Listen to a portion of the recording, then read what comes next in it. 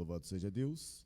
Eu saúdo a santa, amada, rica, linda, poderosa, barulhenta, abençoada, gloriosa, vitoriosa, salva, lotada, Igreja Pentecostal, que é a noiva do Cordeiro e que vai morar na glória com a paz do Senhor Jesus Cristo de Nazaré. Amém? Amém. Graças a Deus. Meus amores, aqueles que puderem, solicito a vossa gentileza de abrirem juntamente comigo as vossas Bíblias no livro do Êxodo. O capítulo é o de número 13. Leremos a partir do versículo de número 17, enfatizando os versículos 21 e 22. Louvado seja Deus. Enquanto você procura, eu externo minha gratidão a Deus, porquanto até aqui o Senhor tem nos ajudado. Trago comigo a saudação com a paz do Senhor Jesus, por parte da minha liderança, meu amado pastor, Alexandre Rodrigues, o qual vos envia um forte abraço, em especial, aonde dessa igreja, nosso amado pastor Silvio. Que Deus continue abençoando a tua vida ricamente, em nome do Senhor Jesus. Copiosamente, esta saudação se estende à vida de todos os nobres obreiros pastores que comigo estão nessa tribuna. Que Deus continue vos abençoando. Trago comigo também a saudação com a paz do Senhor Jesus Cristo por parte da minha esposa, nossa irmã Débora, minha filha Lana, meu filho Mateus, minha filha Sofia, e acabou, são só 3, amém? Graças a Deus. Quem falou vixe vai ter 6, graças a Deus. Santo é o Senhor da glória. Sintam-se abraçados pela família Rodrigues nessa noite, amém? Glória a Deus. Quero louvar a Deus pela vida dos nossos amados irmãos Danilo e Maicon, que foram os instrumentos no qual o Senhor usou para que eu fosse honrado, podendo estar aqui essa noite louvando a Deus juntamente com os varões de guerra. Que Deus os abençoe, amém? E essa saudação também se estende às vossas famílias. Que Deus continue vos abençoando. Sem mais delongas, quem achou Êxodo capítulo 13, 17, diga assim: eu vou morar no céu. Quem não achou, diga: eu também vou. Ah, vai. Êxodo 13, está escrito assim a partir do 17. Ora, quando o faraó deixou ir o povo, Deus não o conduziu pelo caminho da terra dos filisteus, se bem que fosse mais perto, porque Deus disse, para que porventura o povo se não arrependa, vendo a guerra, e volte para o Egito. Mas Deus fez o povo rodear pelo caminho do deserto, perto do Mar Vermelho, e os filhos de Israel subiram armados da terra do Egito. Moisés levou consigo os ossos de José, porquanto havia este solenemente ajuramentado os filhos de Israel, dizendo, certamente Deus vos visitará, e vós haveis de levar daqui convosco os meus ossos. Assim, partiram de Sucote e acamparam-se em Etã, à entrada do deserto. E o Senhor ia adiante deles de dia, numa coluna de nuvem, para os guiar pelo caminho, e de noite, numa coluna de fogo, para os alumiar, a fim de que caminhassem de dia e de noite. Não desaparecia de diante do povo a coluna de nuvem de dia, nem a coluna de fogo de noite. Louvado seja Deus. Dando glória a Deus e aleluia, você pode tomar o seu assento nessa noite. A Jesus, somente a Ele, toda honra, todo poder e toda glória, desde sempre e para sempre. Louvado seja Deus. Ao trio que aqui louvou, Ebenezer, meu Deus do céu. Como nós diríamos quando eu era mais jovem, quando eu tinha lá meus 13, 14, eu diria assim, eu parei na de vocês. Que coisa linda. Jesus de Nazaré. Como eu também diria, quando eu tinha 13 ou 14 anos, ao ver vocês bonitos assim, eu diria assim, os senhores estão gatíssimos. Que Deus os abençoe. Que coisa linda de se ver. Meus amores, todavia, ao fazer menção do texto ao qual acabamos de acompanhar, é necessário também que atentemos para a história, de maneira que, para que possamos conhecer e entender o texto, é notório que temos que fazer menção do contexto, pelo que agora minha mente vai remontar o encontro que Deus teve com um homem, cujo seu nome é Abrão. Abrão, por sua vez, agora tem no seu coração uma curiosidade, segundo os historiadores, pelo que seu pai Tera, ele é produtor, ele é fabricante de ídolos, e por sua vez, agora Deus tem por princípio sondar a terra. Sondando a terra, Deus sonda a cidade. Sondando as cidades, Deus vai sondar as casas. Sondando as casas, Deus sonda as vidas. Sondando as vidas, Deus sonda os corações. Pelo que agora Deus vai sondar a terra de Padã e Arã. Deus vai sondar a casa de um homem chamado Tera. Sondando, pois, a casa desse homem, ele vai agora se deparar com o coração das pessoas que ali habitam. E sondando os corações, Deus vai agora se deparar com o coração deste jovem moço chamado Abrão. Abrão, por sua vez, está na casa? Não, segundo a história, ele está no estoque onde lá estão encontrados os ídolos fabricados pelo seu pai. Só que agora, segundo também os historiadores, algo aqui interessante vai acontecer, porque agora ele vai parar, vai observar e vai perceber, segundo, aleluia, aqueles que são conhecidos como clientes do meu pai, eles defendem a tese de que esses que aqui estão diante de mim, postos, são deuses. Todavia, algo está acontecendo na mente e no coração daquele jovem, porque ele vai lhe fazer a seguinte pergunta: se são deuses, eles têm olhos; se são deuses, eles têm mãos; se são deuses, eles têm pés; se são deuses, aleluia, eles também têm ouvidos. Todavia, ele vai se convencer que aqueles deuses têm olhos, mas não veem; têm ouvidos, mas não ouvem; têm mãos, mas não apalpam; têm pés,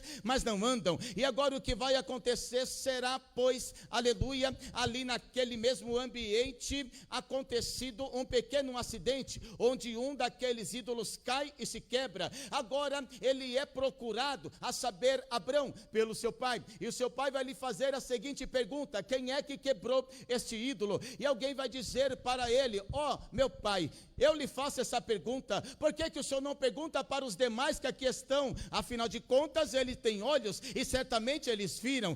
Então, agora Tera vai olhar para o seu filho e vai dizer: me colocaste, pois, em um embaraço, porque eles têm olhos, mas não veem. Ora, então faça o seguinte: peça para que eles corram atrás de quem fez tal coisa. Ora, me colocaste em outro embaraço, porque eles têm pés, mas não andam. Ora, pai, se o Senhor me trouxe esta afirmação, então eu lhe faço outra pergunta: como é que eu posso defender que esses são deuses, sendo que eles nada podem fazer? Ora, o que me chama a atenção é que, segundo a história, o coração desse moço será tomado por uma curiosidade essa que tange no seguinte: se esses que aqui estão, que são adorados em toda essa terra, nada podem fazer, então certamente tem um que vai além, tem um que é maior, tem um que é mais poderoso, tem um que tudo pode, tudo sabe e tudo é capaz de fazer. Coisa gloriosa é quando Deus se depara com um coração curioso. Coisa gloriosa é quando Deus se depara com um coração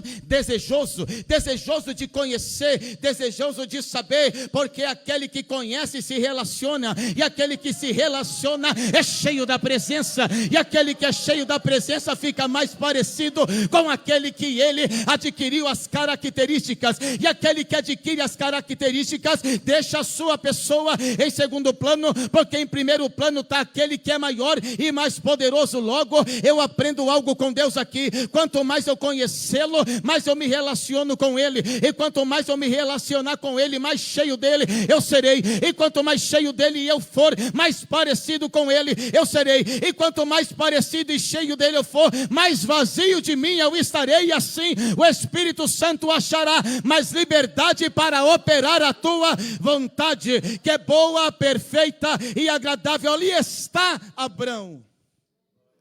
E essa curiosidade é a porta de entrada para um relacionamento, para uma nova vida que vai mudar a história daquela casa. E o Espírito Santo me faz entender que Ele marcou esta noite para mudar a vida, a história e a casa de alguns aqui. E eu tomo posse dessa profecia, porque eu preciso da presença dEle. Louvado seja o Eterno. Pelo que eu entendo aqui, meus amores, que agora, quando nós chegamos lá no capítulo 12 de Gênesis, nós conhecemos a história. Deus vai chamar Abrão e vai lhe fazer uma grande promessa, e vai lhe dizer o seguinte: ora, sai do meio da tua parentela, da casa do teu pai, e vá para o lugar onde eu vou te mostrar. Percebamos o seguinte, Deus não falou para ele, eu vou te mostrar e você vai. Deus falou, primeiro você sai, depois eu te mostro. Isso daqui é algo muito interessante, porque nós vivemos dias em que, aleluia, muitas pessoas estão presas naquilo que é tangível, estão presos naquilo que é visível, mas eu estou diante de um povo que ainda acredita no invisível, eu estou diante de um povo que ainda acredita no sobrenatural, eu estou diante de um povo que ainda acredita que o céu pode se manifestar na terra, porque há um povo que faz isso acontecer. Coisa interessante é o decorrer desta narrativa, porque agora eu aprendo que a vontade de Deus, desde os dias de Adão, foi se relacionar e que o homem fosse amigo dele, de maneira que ainda que o homem quebre essa aliança de amizade, Deus não vai tê-lo como inimigo, porque antes do pecado, antes da falha, antes do tropeço, Deus já amou. Por isso Paulo vai agora abrir a boca e dizer o seguinte: o amor de Cristo me constrange, porque eu não sou digno, mas antes de tudo Ele me amou primeiro. Então a primeira coisa que eu aprendo aqui nesta noite é: nada pode nos separar do amor de Deus, nem o antes, nem o agora e nem o depois, desde que o meu coração esteja no mínimo curioso em saber o que Ele pode, em saber o que Ele quer, em saber o que Ele vai fazer na minha vida. Aqueles que concordam com isso, levante a tua mão e dá um glória para Ele. Olha que negócio interessante, mas nós conhecemos a história e sabemos que Adão agora quebrou essa aliança e Deus está à procura de um amigo. Alguém vai dizer, mas pastor Marcos, isso é heresia. Não, não é. Sabe por quê? Porque no Salmo 101, verso 6, está escrito o seguinte: os meus olhos procurarão os fiéis da terra. Ora, também em Ezequiel 22, 30, está escrito o seguinte: procurei dentre todos eles um homem sequer que estivesse disposto a estar por mim na brecha do muro. Eu também olho para Jeremias, capítulo 5, verso 1, escrito está: ei, saí pelas ruas e praças de Jerusalém e buscai um homem sequer que seja amante da justiça e praticante da verdade. Coisa interessante é prestar atenção nisso daqui. Não adianta ser amante da justiça, tem que ser praticante da verdade. Jesus está dizendo o seguinte, usando a vida de Tiago, quando ele escreve: não sejamos somente ouvintes, mas praticantes daquilo que nós temos aprendido. Jesus está dizendo o seguinte: Deus quer fazer algo grande, tem uma novidade de vida para mim e para mais alguém, mas nós vivemos dias que nós, aleluia, estamos presos em um pensamento de um tal avivamento sazonal. Como assim? O que seria sazonalidade? Ora, para comer panetone tem que esperar chegar o Natal. Quem gosta de panetone? Dá um glória aí, Jesus, que delícia. Quem aqui gosta de ovo de Páscoa? Tem que esperar a semana da Páscoa, ou pelo menos aquele mês. Mas também nós vivemos no meio pentecostal algo que muito se assemelha. Eu só dou glória a Deus e aleluia no congresso, eu só dou glória a Deus e aleluia na campanha, eu só falo em línguas estranhas quando eu estou em festividade. Mas Jesus Cristo desceu nessa terra para dizer o seguinte: não é só ontem, nem antes de ontem, nem só hoje ou só amanhã. Eu tenho algo novo para a tua vida todos os dias. Quem é que está entendendo o que ele está dizendo aqui?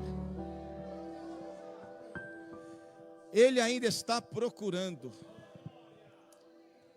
João capítulo 4, a partir do 23.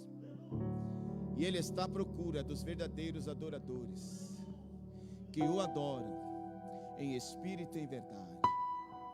Deus continua procurando amigo. Deus vai se deparar agora com Abrão. Abrão é amigo de Deus. Agora chama-se Abraão, é o pai da fé.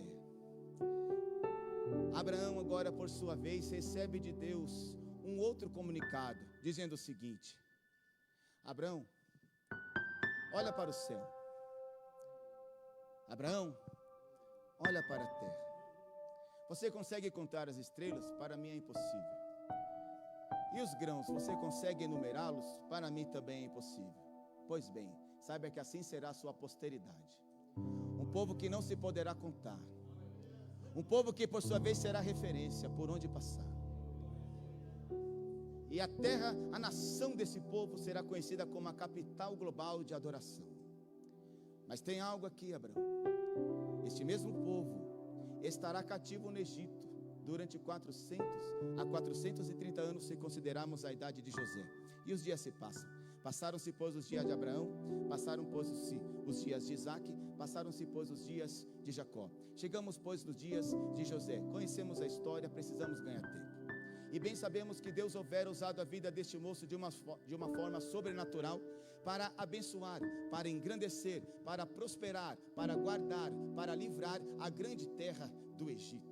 Pelo que agora os olhos de Faraó se enchem em ver aquilo que Deus operara na vida daquele moço, a ponto dele dizer: em todo o Egito, em quem eu acharei alguém como este? Em todo o Egito, em quem eu acharei alguém cheio do Espírito Santo de Deus, como ele? Isso aqui me chama a atenção, porque Deus está dizendo o seguinte: uma coisa é procurar, outra coisa é achar. E é justamente em dias de tribulação que os olhos do Senhor estão à procura. E quando Deus acha, Deus enche. E quando Deus enche, Deus levanta. E quando Deus levanta, Deus envia. E quando Deus envia, Deus sopra o nome daquela pessoa. E eu preciso liberar esta palavra que o Espírito Santo coloca em meu coração. Há alguém aqui que precisa ouvir e aprender isso. Todo crente que preza pela tua salvação, pela sua chamada e pelo seu ministério, é necessário que ele compreenda e considere o seguinte: necessariamente ele passará por 3 fases. Quantas fases? A primeira é obscuridade ou anonimato. A segunda é sucesso ou popularidade. E a terceira é rejeição.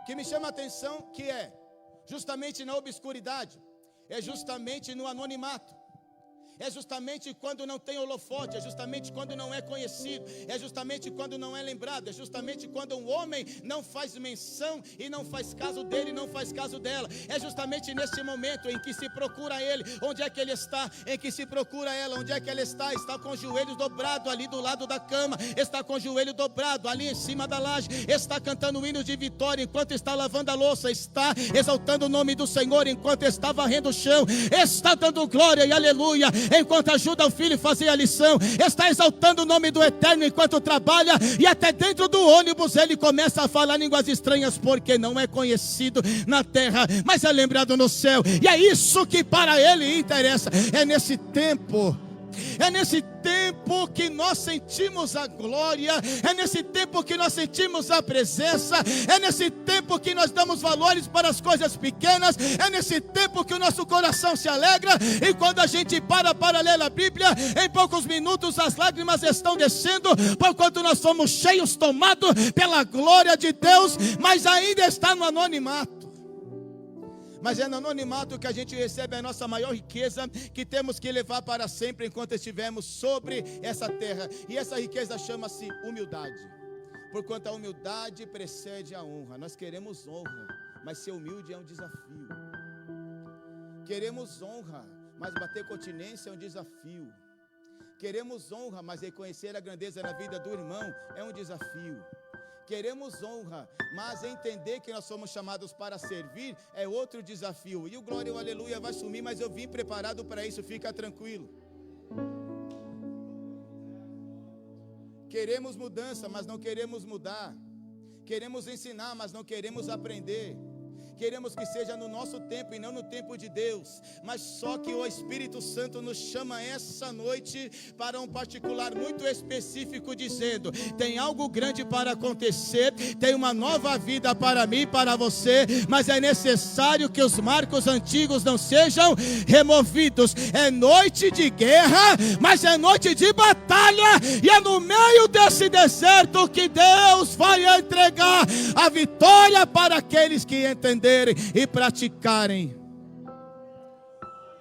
É no anonimato que eu encontro um moço que não pode se assentar na mesa, nem para tomar café, nem para almoçar, nem para jantar.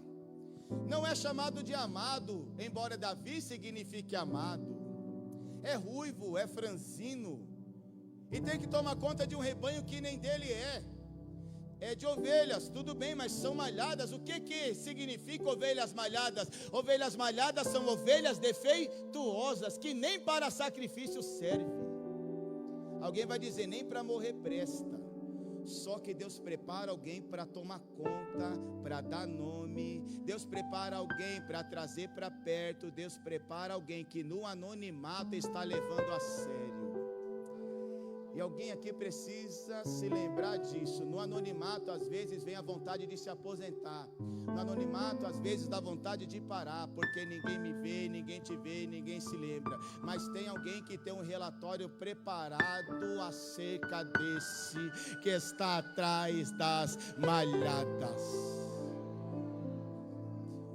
Ao contrário do que o inimigo pensa, Davi cresce. Ao contrário do que o inimigo pensa, Davi desenvolve e aprende a administrar o seu tempo. Atrás das malhadas, chama cada uma pelo nome, não deixa a cega cair, não deixa a manca tombar, e não deixa nem o lobo, e nem o urso, e nem o leão levar embora, porque se necessário for, ele se coloca na frente e fala, antes de tocar na minha ovelha, vai ter que me levar. Entre eu e você, eu sou mais aquele que me chamou, então quem bate retirada, é você. Entenda isso daqui. Tem alguém que está observando este moço, tem alguém que está preenchendo o relatório, e agora lá no palácio aparece uma oportunidade, porquanto Deus agora rejeitou Saul e trouxe para si, se muniu de um novo rei chamado Davi. O espírito que estava em Saul saiu de Saul e veio para Davi, mas a casa de Saul, que significa o seu corpo, a sua vida, agora é uma casa vazia, e casa vazia tem inveja da casa cheia, mas a casa cheia não vai ligar para a casa vazia, porque a casa cheia tem contato com o céu, e ele não pede essa riqueza por nada. Entenda o que vai acontecer aqui. Alguém agora vai bradar dentro do palácio dizendo, tem que ter alguém que toca, tem que ter alguém que toca. Chama esse, chama aquele, chama esse, chama aquele, não adianta. Só que tem alguém lá no meio, que Deus colocou no lugar certo, na hora certa, que tem o conhecimento certo da pessoa correta, que está no anonimato e que guardou a humildade. Alguém precisa receber isso. Ele vai dar um brado dizendo o seguinte, eu sei de um que sabe tocar, que é varão de guerra, que é valente, em gentil aspecto, sisudo em palavras, e sobretudo o Senhor é com ele. Meu Deus. Entenda que Deus está dizendo o seguinte, quando eu achar necessário, eu mudo o número da senha. Quando eu achar que o tempo chegou, eu troco o número da senha. Alguém precisa receber isso daqui. No anonimato, agora ele vai para a popularidade, só que ele traz a humildade, por isso ele não se ensoberbece, por isso ele não se incha, por isso ele não se deixa levar pelo sucesso, por isso ele mantém-se com a mesma riqueza que Deus o constituiu. E isso faz com que nos dias de rejeição ele esteja preparado, a ponto de um dia os homens que com ele lutavam, a ponto de um dia os homens que com ele marchavam, a ponto de um dia os homens que com ele gritavam, espada de Deus, espada de Davi, agora se voltam contra ele, quando Ziclag foi saqueado, e fala, vamos matá-lo, vamos apedrejá-lo, porque a culpa é sua. Mas quem tem contato com o céu, quem tem contato com o céu, quem já saiu do anonimato, que sobreviveu ao sucesso, a rejeição não vai lhe fazer parar. Sabe por quê? Porque tem contato com o céu. Alguém vai dizer, mas é na rejeição que parece que o inimigo toma força, é na rejeição que parece que a vontade de parar toma mais força. Você acha que o inimigo é forte porque ele se levantou? Você acha que o inimigo é forte porque ele quis te amedrontar? Forte é a senhora que não parou, forte é o Senhor que não voltou atrás, forte é o Senhor que não tirou a mão do arado, forte é essa igreja que continua com o joelho dobrado e o nome do Senhor continua sendo glorificado.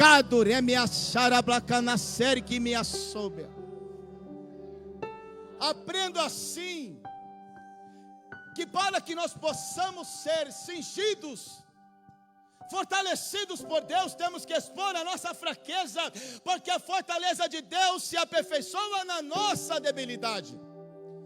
E às vezes Deus permite que nós estejamos no deserto,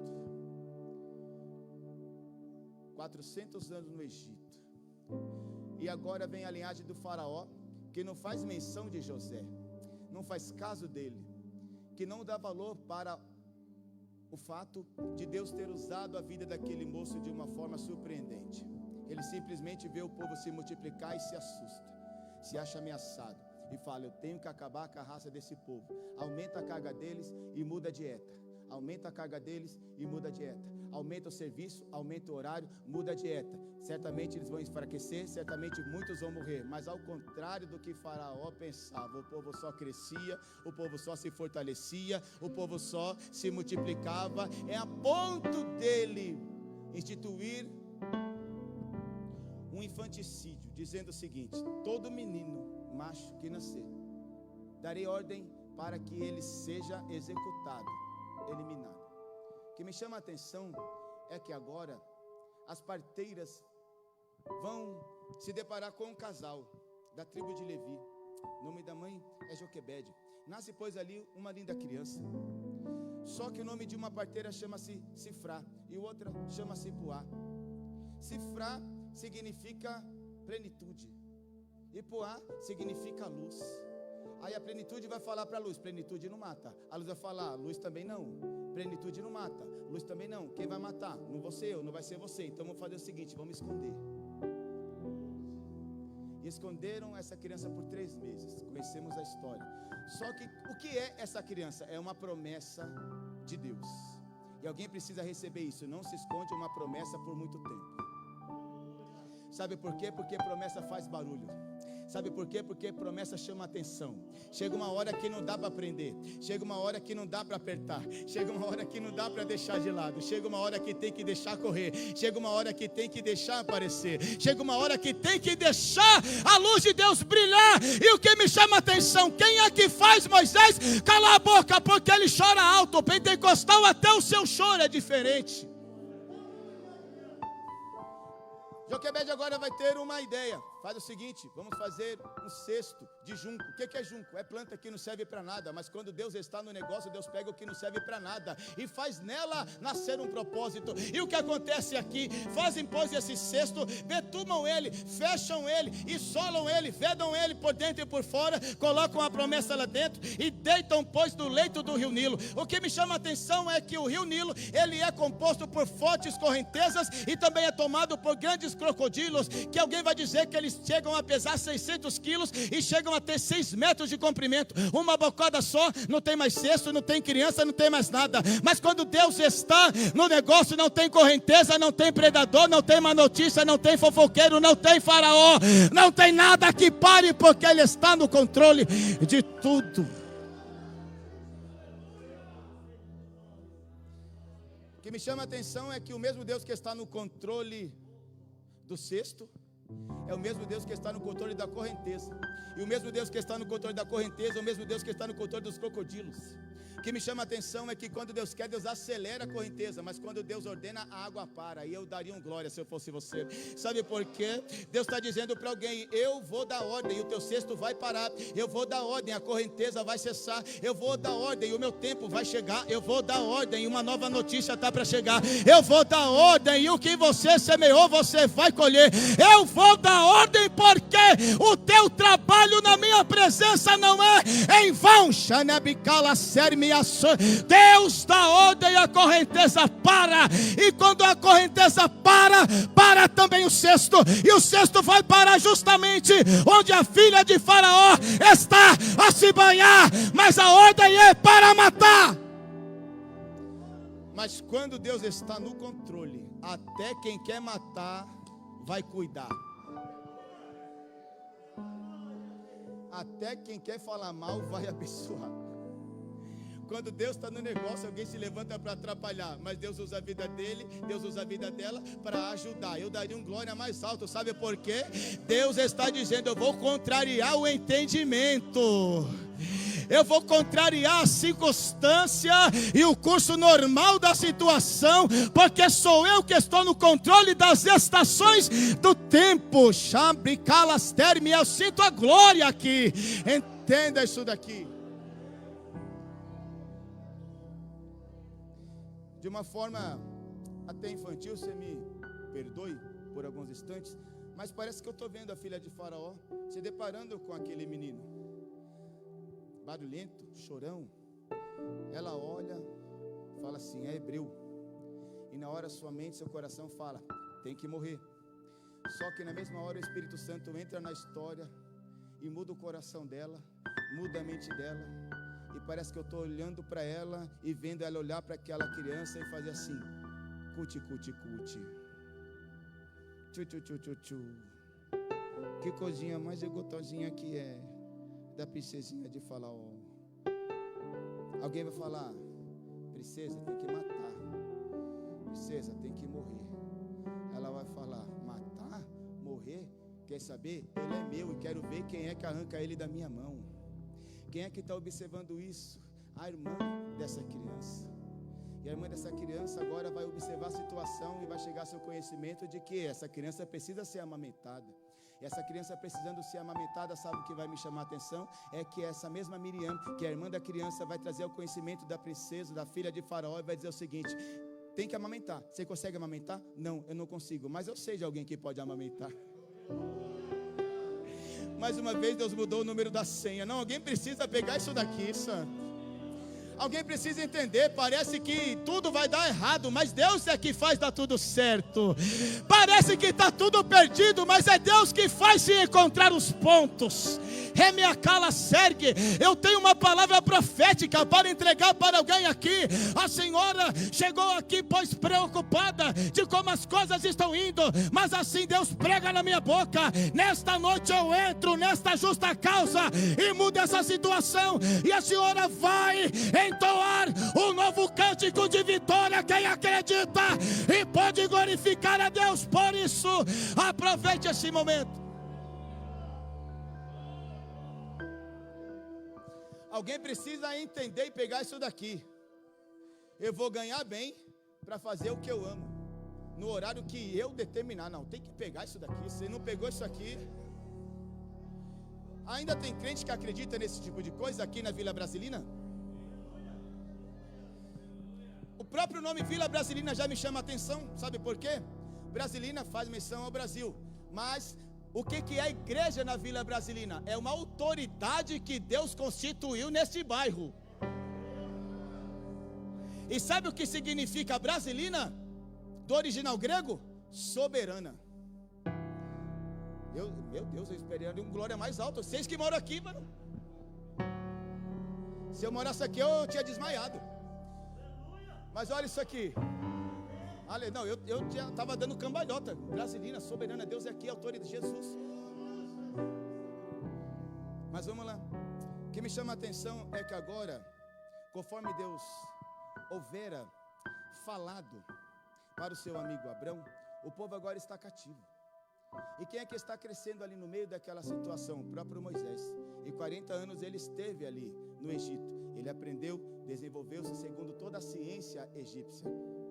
Comia igual egípcio, se vestia igual egípcio, andava igual egípcio, falava igual egípcio. Mas se prepara para dar um glória. Egípcio ele nunca foi. Meu Deus. Já aprendi hoje com aquele moço lindo, que ele fica olhando para mim, eu fico até vermelho, tão bonito que ele é. Que às vezes nós prestamos atenção, que nós já estivemos no Egito, mas Deus com mãos poderosas nos arrancou de lá. Sabe o que me chama a atenção? É que uma coisa é tirar o povo do Egito, outra coisa é tirar o Egito do povo. E necessário é que nós passemos por um processo de tratamento. Conhecemos a história, os anos se avançam, a história passa. E onde é que está Moisés? Já passaram as 10 pragas e Moisés está saindo com o povo jubilando após a celebração da Páscoa. O que me chama a atenção é que Deus não é poderoso para tirar o povo do Egito, mandar direto para Canaã Deus é poderoso para isso. Mas por que Deus não faz? Tem que passar pelo deserto. No grego, deserto pronuncia-se Midbar.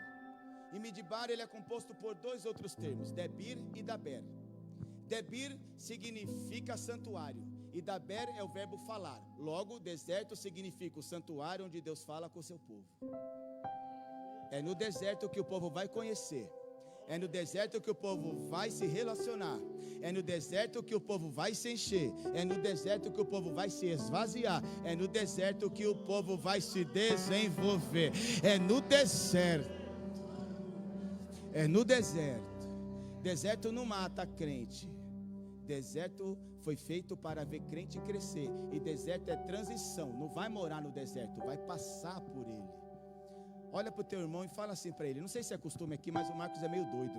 Algumas coisas não liga não. Mas olha para o teu irmão e fala assim: esse deserto está para acabar.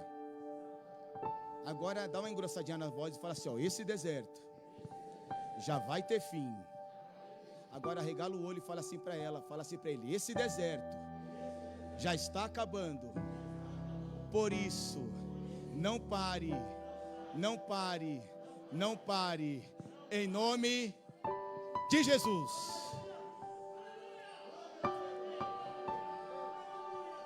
Nesse mesmo pensamento, olha para o teu irmão de novo, e a última vez eu prometo.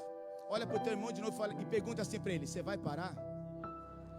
Agora responde assim para ele, responde assim para ela: nem a pau. Glória a Deus. É no deserto. É no deserto.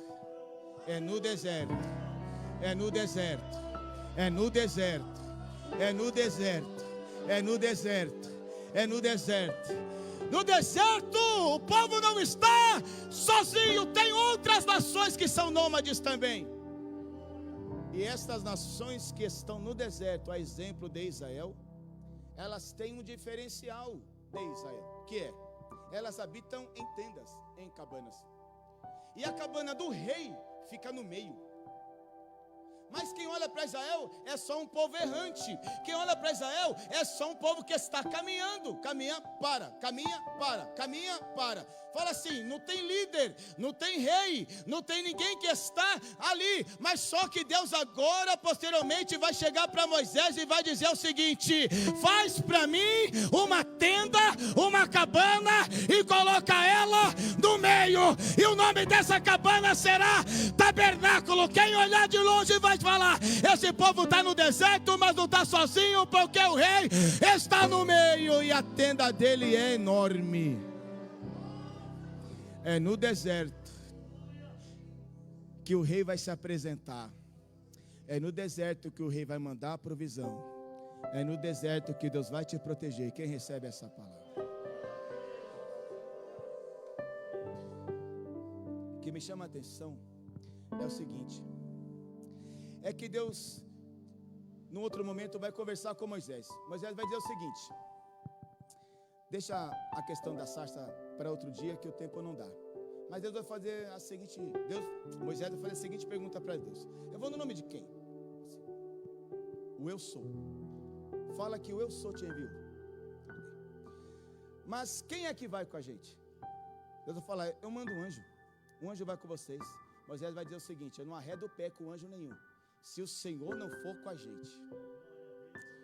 Se a tua presença não for conosco, eu não arredo o pé. A tua presença para nós é fundamental. Sem a tua presença não vai dar. Porque este povo é um povo de coração obstinado, de dura cerviz. E certamente eles vão murmurar, certamente eles vão chegar para mim e vão dizer: tiraste-nos, pois, do Egito para morrermos no deserto, de maneira que nós já temos até saudade dos sepulcros, temos saudade dos frutos do Egito. Muito bem. Mas é justamente aqui, eu vou até fechar a Bíblia porque eu estou empolgado, eu não posso me empolgar, que o relógio está olhando para mim com cara feia. Eu preciso ser obediente, que eu quero voltar aqui, que eu não sou bobo, que vocês são uma bênção. Que negócio interessante, meus amores. É justamente aqui que, se eu pudesse dar um tema para essa mensagem, eu daria o seguinte tema: na presença de Deus, a destruição perde a força. Você pode repetir comigo? Na presença de Deus, a destruição perde a força. Louvado seja Deus. Isso porque eu gosto quando a ciência ela colabora com a fé. Porque em meados de 1860, um homem de um nome muito difícil, seu nome era Rudolf Clausius. Esse, por sua vez, era um físico. Para ser mais preciso, ele foi quem instituiu a segunda lei da termodinâmica, chamado a lei da entropia. Que nome, né? Entropia. E o que seria a lei da entropia? Significa que toda a matéria, toda a existência, tudo aquilo que existe em contato com o tempo ou com o passar do tempo, bem como a temperatura que ela está exposta, ela será destruída a cada instante. O que é hoje está diferente do que era ontem, e o que é agora é diferente do que será amanhã. Mas só que aqui eu sinto a vontade de dar uma glória tão grande. Eu sinto a vontade de dar um aleluia tão grande. Sabe por quê? Porque essa lei, ela é soberana, materialmente falando. Mas quando entra no contexto aquele que opera o impossível e o sobrenatural, então a lei da entropia não tem poder nenhum e a destruição perde a força. Sabe por quê? Eu olho para um povo marchando no deserto, eu olho para um povo que sai do Egito, eu olho para um povo que está marchando e agora está aguardando em Deus para poder entrar na terra prometida. Mas só que vem uma preocupação. Segundo a lei natural da destruição, a roupa vai envelhecer, o sapato vai envelhecer, mas eu olho para a sagrada escritura. Em Deuteronômio 29 verso 5 está escrito o seguinte: 40 anos vos fiz andar pelo deserto, e no vosso corpo a roupa não envelheceu, e nem o sapato no teu pé. Chame a calaçar-me, é a presença. É a presença. É a presença. É a presença. Se a presença chegar, a destruição sai. Se a presença chegar, a destruição perde a força e sai. E o que se perdeu, ela restitui. E quando é que a presença quer ficar? Ela quer se relacionar de dia e de noite. De dia e de noite. Deus está dizendo: eu tenho pressa de trabalhar na tua vida. Marcha de dia, marcha de noite. Marcha de dia, marcha de noite. Marcha de dia, marcha de noite. Marcha de dia, marcha de noite. Porque eu tenho que marchar. Quem marcha não tropeça. Quem marcha não chega atrasado. Quem marcha não chega adiantado. Quem marcha não chega fraco. Porque a marcha é compassada. Porque a marcha é compassada. Jesus está dizendo para alguém: receba a força para retomar essa marcha agora.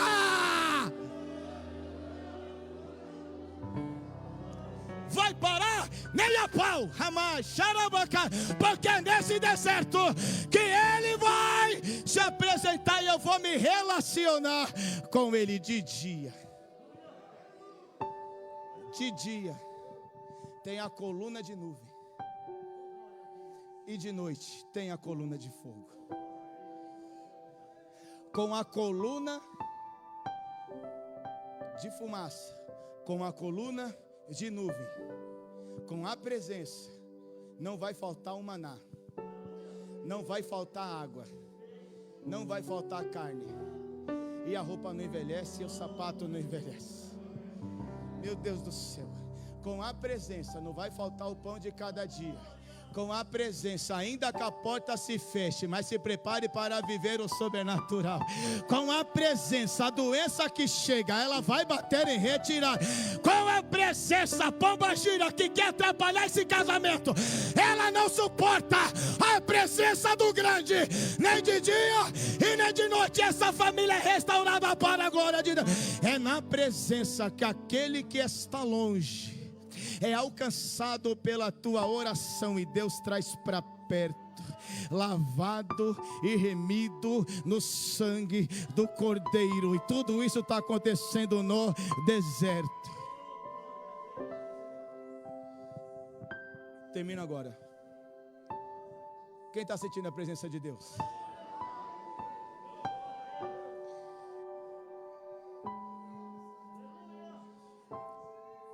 Aprendi com o historiador que o povo estava armado no deserto. Mas Israel não era um povo de guerra. Mas Deus estava ensinando no deserto o povo se defender.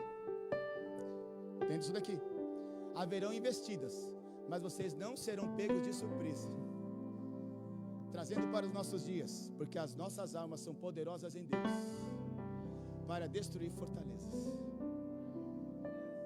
Mas a história vai dizer o seguinte: que existia tempos em que não poderia se realizar guerra, não podia, era um tratado, era uma ética, não poderia ter guerra. Não poderia ter guerra no inverno, não poderia ter guerra em tempo de colheita, e nem poderia ter guerra em tempo de reprodução do gado, não poderia ter guerra.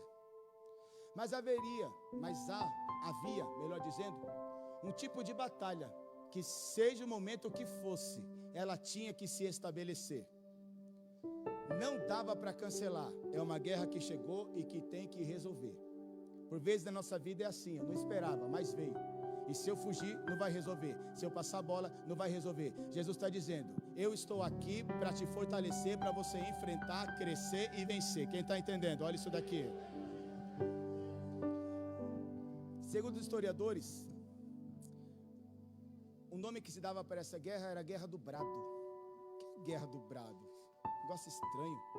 Guerra do Brado era o seguinte: ficavam, pois, 10.000 soldados em 10 fileiras de 1.000 desse lado, e 10.000 soldados do outro lado em 10 fileiras de 1.000.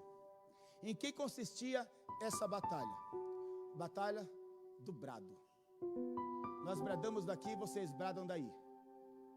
O primeiro que desmaiar aí, o exército todo perde. O primeiro que desmaiar aqui, o exército todo perde. E aqui já dá uma vontade de dar glória, sabe por quê? Eu posso pedir a tua ajuda? Só pode vir aqui do meu lado, por gentileza. O homem é grande, Jesus de Nazaré. Fica aqui do meu lado. Posso pedir a tua ajuda? Você pode ficar aqui do meu lado? O negócio era o seguinte: se eu desmaiar, você me segura. O negócio é que se eu desmaiar, você me segura. Dá para entender? E a gente vai bradar. Como é que tá a garganta? Tá boa? Como é que tá a garganta? Tá boa? Eles vão bradar de lá, nós vamos bradar daqui. Mas quem brada é a primeira fileira. Entende isso daqui? Brada durante 1 hora. Depois que bradou, vai lá para o último. E quem era segundo, agora é primeiro. Mas tem que bradar do mesmo jeito. Brada durante 1 hora. Quem era terceiro, agora é segundo. E agora é primeiro. Vai ter que bradar do mesmo jeito. Tem que dar continuidade na batalha. E não pode desmaiar. Quem está aqui, olha lá para o canto e fala: como é que está aí? Está bradando bem? Como é que está aí? Está bradando bem? Não havia regra. Poderia ficar de frente, poderia ficar de costa. E aqui da frente eu pergunto aí atrás: está bradando bem? Está bradando bem? Está bradando bem? Pois bem, em Israel, qual que era o grito de guerra? O grito de guerra era: general que lidera é Jeová. General que lidera é Jeová. General que lidera é Jeová. General que lidera é Jeová. General que lidera é Jeová. General que lidera é Jeová. General que lidera é Jeová. General que lidera é Jeová. Olha o que me chama a atenção: do outro lado o povo também está gritando o grito de guerra deles. Só que essa batalha era dada no deserto. E é no deserto que Deus desce para dar vitória. Olha isso daqui: não pode desmaiar e nem pode beber água.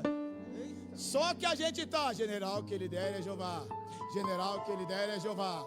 General que lidera é Jeová. General que lidera é Jeová. E o brado do segundo tem que ser mais alto que o primeiro. Então cada vez é: general que lidera é Jeová.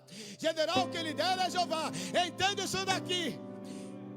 O povo de lá começava a tremer, começava a esmurecer, porque eles percebiam o seguinte: tem uma nuvem que não sai de cima deles, então eles estão bradando na sombra, então está errado. E eles diziam o seguinte: tá bom, vocês estão achando ruim que a sombra está com a gente? Vamos trocar de lugar. Vocês vêm para cá e a gente vai para aí. Então, o que chama atenção é que conforme o povo andava, a nuvem acompanhava.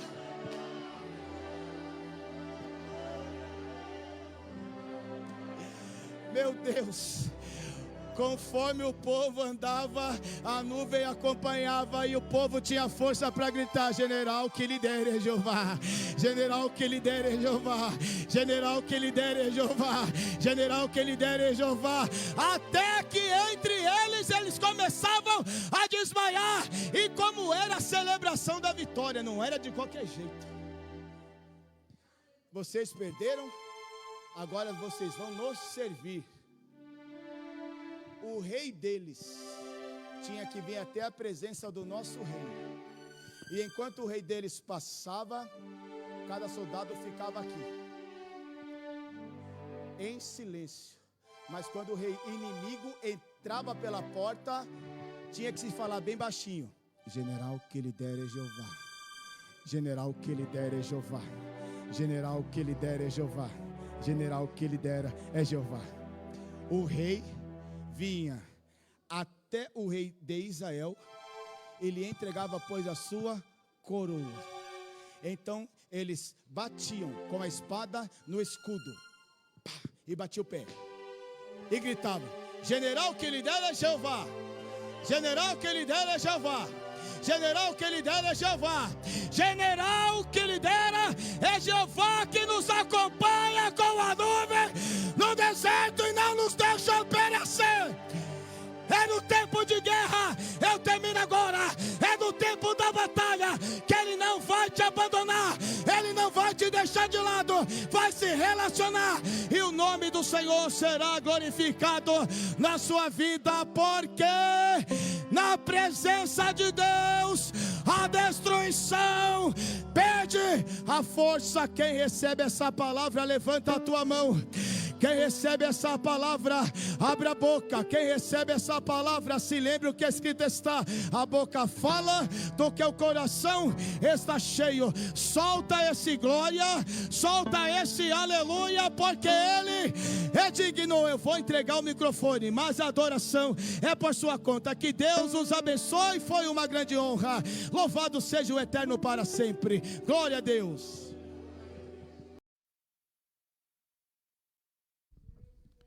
Louvado seja Deus.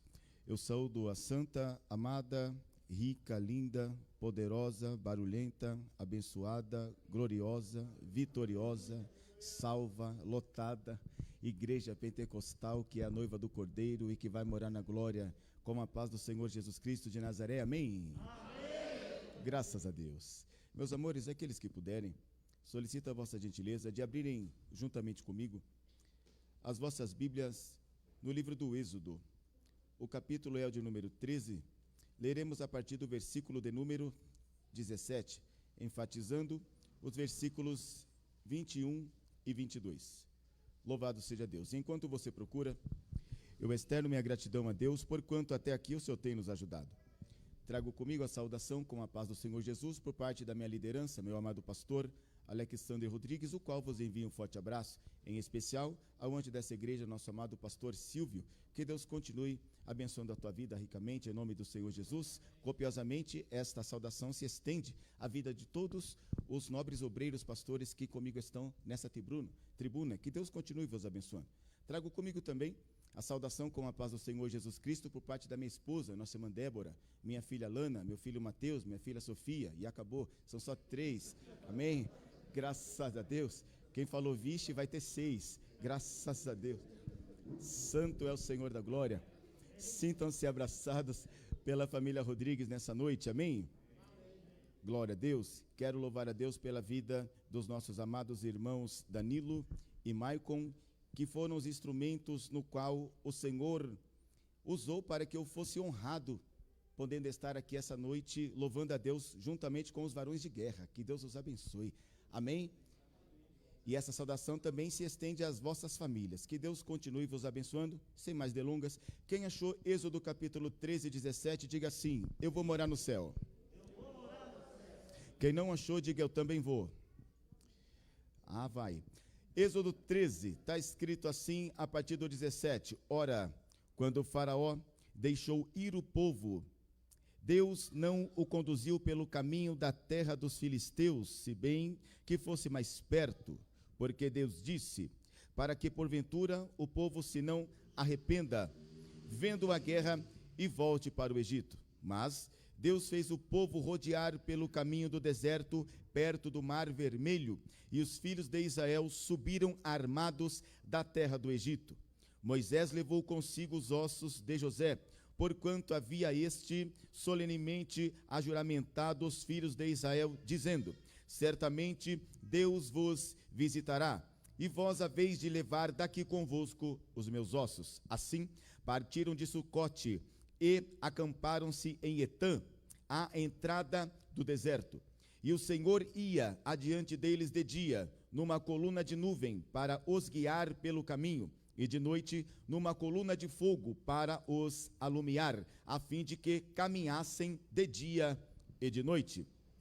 Não desaparecia de diante do povo a coluna de nuvem de dia, nem a coluna de fogo de noite. Louvado seja Deus. Dando glória a Deus e aleluia, você pode tomar o seu assento nessa noite. A Jesus, somente a Ele, toda honra, todo poder e toda glória, desde sempre e para sempre. Louvado seja Deus. Ao trio que aqui louvou, Ebenezer, meu Deus do céu. Como nós diríamos quando eu era mais jovem, quando eu tinha lá meus 13, 14, eu diria assim, eu parei na de vocês. Que coisa linda. Jesus de Nazaré. Como eu também diria, quando eu tinha 13 ou 14 anos, ao ver vocês bonitos assim, eu diria assim, os senhores estão gatíssimos. Que Deus os abençoe. Que coisa linda de se ver. Meus amores, todavia, ao fazer menção do texto ao qual acabamos de acompanhar, é necessário também que atentemos para a história, de maneira que, para que possamos conhecer e entender o texto, é notório que temos que fazer menção do contexto, pelo que agora minha mente vai remontar o encontro que Deus teve com um homem, cujo seu nome é Abrão. Abrão, por sua vez, agora tem no seu coração uma curiosidade, segundo os historiadores, pelo que seu pai Tera, ele é produtor, ele é fabricante de ídolos, e por sua vez, agora Deus tem por princípio sondar a terra. Sondando a terra, Deus sonda as cidades. Sondando as cidades, Deus vai sondar as casas. Sondando as casas, Deus sonda as vidas. Sondando as vidas, Deus sonda os corações. Pelo que agora Deus vai sondar a terra de Padã e Arã. Deus vai sondar a casa de um homem chamado Tera. Sondando, pois, a casa desse homem, ele vai agora se deparar com o coração das pessoas que ali habitam. E sondando os corações, Deus vai agora se deparar com o coração deste jovem moço chamado Abrão. Abrão, por sua vez, está na casa? Não, segundo a história, ele está no estoque onde lá estão encontrados os ídolos fabricados pelo seu pai. Só que agora, segundo também os historiadores, algo aqui interessante vai acontecer, porque agora ele vai parar, vai observar e vai perceber, segundo, aleluia, aqueles que são conhecidos como clientes do meu pai, eles defendem a tese de que esses que aqui estão diante de mim, postos, são deuses. Todavia, algo está acontecendo na mente e no coração daquele jovem, porque ele vai lhe fazer a seguinte pergunta: se são deuses, eles têm olhos; se são deuses, eles têm mãos; se são deuses, eles têm pés; se são deuses, aleluia, eles também têm ouvidos. Todavia, ele vai se convencer que aqueles deuses têm olhos, mas não veem; têm ouvidos, mas não ouvem; têm mãos, mas não apalpam; têm pés, mas não andam. E agora o que vai acontecer será, pois, aleluia, ali naquele mesmo ambiente, acontecido um pequeno acidente, onde um daqueles ídolos cai e se quebra. Agora ele é procurado, a saber, Abrão, pelo seu pai, e o seu pai vai lhe fazer a seguinte pergunta: quem é que quebrou este ídolo? E alguém vai dizer para ele: ó, meu pai, eu lhe faço essa pergunta, por que que o senhor não pergunta para os demais que aqui estão? Afinal de contas, ele tem olhos e certamente eles viram. Então, agora a terra vai olhar para o seu filho e vai dizer: me colocaste, pois, em um embaraço, porque eles têm olhos, mas não veem. Ora, então faça o seguinte: peça para que eles corram atrás de quem fez tal coisa. Ora, me colocaste em outro embaraço, porque eles têm pés, mas não andam. Ora, Pai, se o Senhor me trouxe esta afirmação, então eu lhe faço outra pergunta: como é que eu posso defender que esses são deuses, sendo que eles nada podem fazer? Ora, o que me chama a atenção é que, segundo a história, o coração desse moço será tomado por uma curiosidade essa que tange no seguinte: se esses que aqui estão, que são adorados em toda essa terra, nada podem fazer, então certamente tem um que vai além, tem um que é maior, tem um que é mais poderoso, tem um que tudo pode, tudo sabe e tudo é capaz de fazer. Coisa gloriosa é quando Deus se depara com um coração curioso. Coisa gloriosa é quando Deus se depara com um coração desejoso de conhecer, desejoso de saber, porque aquele que conhece se relaciona, e aquele que se relaciona é cheio da presença, e aquele que é cheio da presença fica mais parecido com aquele que ele adquiriu as características, e aquele que adquire as características deixa a sua pessoa em segundo plano, porque em primeiro plano está aquele que é maior e mais poderoso. Logo, eu aprendo algo com Deus aqui: quanto mais eu conhecê-lo, mais eu me relaciono com ele, e quanto mais eu me relacionar com ele, mais cheio dele eu serei, e quanto mais cheio dele eu for, mais parecido com ele eu serei, e quanto mais parecido e cheio dele eu for, mais vazio de mim eu estarei, e assim o Espírito Santo achará mais liberdade para operar a tua vontade, que é boa, perfeita e agradável. Ali está Abrão. E essa curiosidade é a porta de entrada para um relacionamento, para uma nova vida que vai mudar a história daquela casa. E o Espírito Santo me faz entender que Ele marcou esta noite para mudar a vida, a história e a casa de alguns aqui. E eu tomo posse dessa profecia, porque eu preciso da presença dEle. Louvado seja o Eterno. Pelo que eu entendo aqui, meus amores, que agora, quando nós chegamos lá no capítulo 12 de Gênesis, nós conhecemos a história. Deus vai chamar Abrão e vai lhe fazer uma grande promessa, e vai lhe dizer o seguinte: ora, sai do meio da tua parentela, da casa do teu pai, e vá para o lugar onde eu vou te mostrar. Percebamos o seguinte: Deus não falou para ele: eu vou te mostrar e você vai. Deus falou: primeiro você sai, depois eu te mostro. Isso daqui é algo muito interessante, porque nós vivemos dias em que, aleluia, muitas pessoas estão presas naquilo que é tangível, estão presos naquilo que é visível, mas eu estou diante de um povo que ainda acredita no invisível. Eu estou diante de um povo que ainda acredita no sobrenatural. Eu estou diante de um povo que ainda acredita que o céu pode se manifestar na terra, porque há um povo que faz isso acontecer. Coisa interessante é o decorrer desta narrativa, porque agora eu aprendo que a vontade de Deus, desde os dias de Adão, foi se relacionar e que o homem fosse amigo dele, de maneira que ainda que o homem quebre essa aliança de amizade, Deus não vai tê-lo como inimigo, porque antes do pecado, antes da falha, antes do tropeço, Deus já amou. Por isso Paulo vai agora abrir a boca e dizer o seguinte: o amor de Cristo me constrange, porque eu não sou digno, mas antes de tudo Ele me amou primeiro. Então a primeira coisa que eu aprendo aqui nesta noite é: nada pode nos separar do amor de Deus, nem o antes, nem o agora e nem o depois, desde que o meu coração esteja no mínimo curioso em saber o que Ele pode, em saber o que Ele quer, em saber o que Ele vai fazer na minha vida. Aqueles que concordam com isso, levante a tua mão e dá um glória para Ele. Olha que negócio interessante, mas nós conhecemos a história e sabemos que Adão agora quebrou essa aliança e Deus está à procura de um amigo.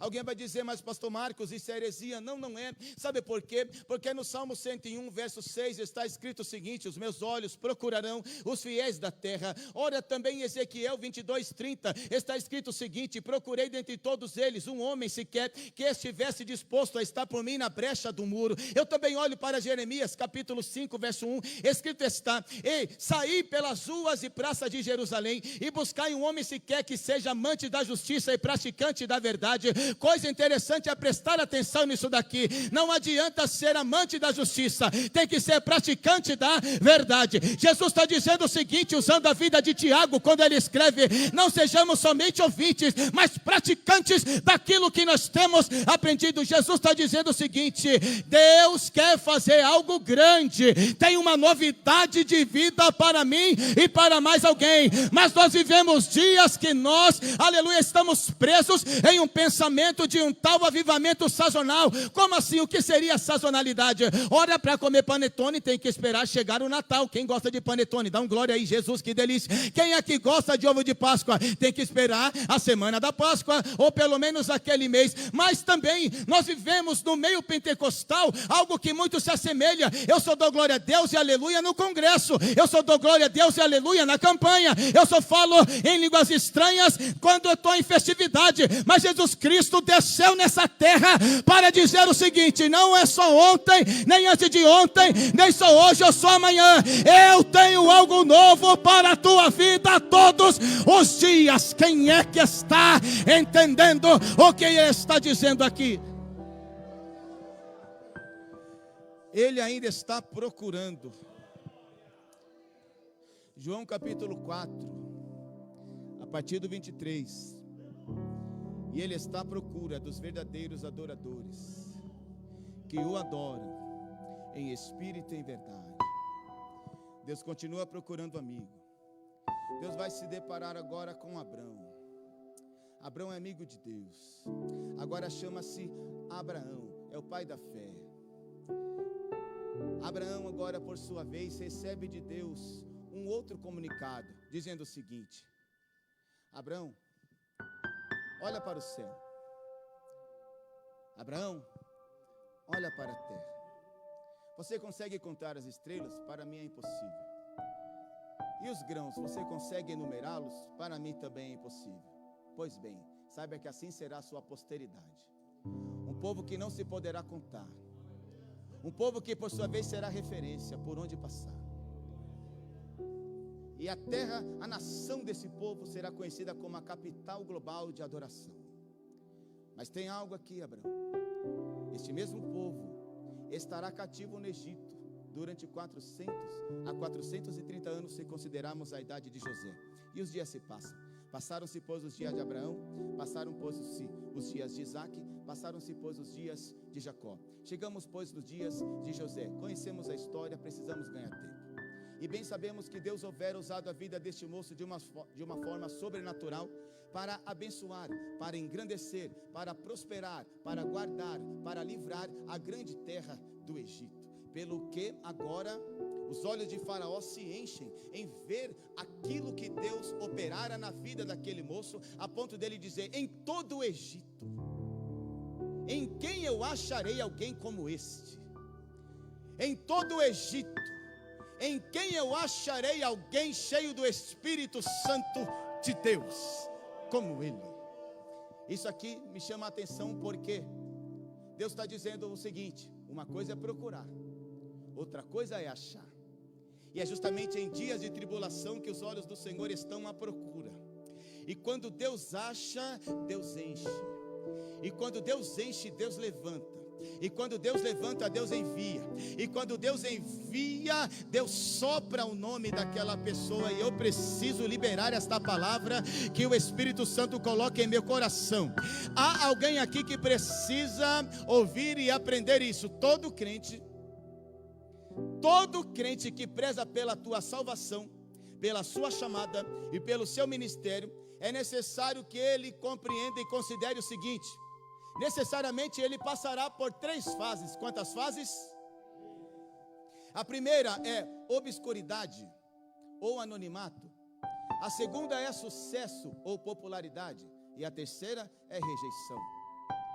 O que me chama a atenção que é justamente na obscuridade, é justamente no anonimato, é justamente quando não tem holofote, é justamente quando não é conhecido, é justamente quando não é lembrado, é justamente quando um homem não faz menção e não faz caso dele, não faz caso dela. É justamente nesse momento em que se procura ele, onde é que ele está, em que se procura ela, onde é que ela está com os joelhos dobrados ali do lado da cama, está com o joelho dobrado ali em cima da laje, está cantando hinos de vitória enquanto está lavando a louça, está exaltando o nome do Senhor enquanto está varrendo o chão, está dando glória e aleluia enquanto ajuda o filho a fazer a lição, está exaltando o nome do Eterno enquanto trabalha, e até dentro do ônibus ele começa a falar línguas estranhas, porque não é conhecido na terra, mas é lembrado no céu, e é isso que para ele interessa. É nesse tempo que nós sentimos a glória, é nesse tempo que nós sentimos a presença, é nesse tempo que nós damos valores para as coisas pequenas,